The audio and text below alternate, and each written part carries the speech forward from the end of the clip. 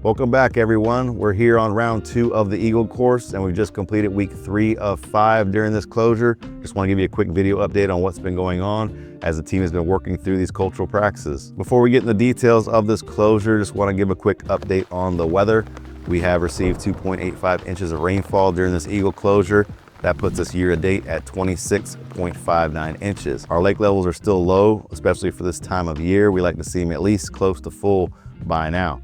August is typically one of the wettest months, so hopefully the end of August we can get some of that rainfall to fill these lakes back up. We started this closure with the light verticut followed by a deep tine aeration. Now we've discussed the benefits of opening up these greens and letting these roots breathe, promote new roots and healthier turf above. Being 3 weeks into this, we have completed all cultural practices on greens. That includes the fairways, tees, rough, everything that we've needed has been verticut, aerified. So we are good to go for summer. No more heavier cultural practices will be completed for the rest of the year. During this closure, we have already completed our bunker scalping for the year.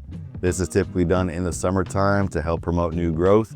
There's no real good way of verticutting and getting some of that thatch and build up on those bunker faces. So scalping them down to basically the dirt helps promote that new growth and establishes a better, tighter surface on the faces to maintain through the winter. Now this summer, we are opting out of the bunker scalping on the Talon. That is due to the bunker renovation project. We just need strong turf in that area as we go through the bunker renovation.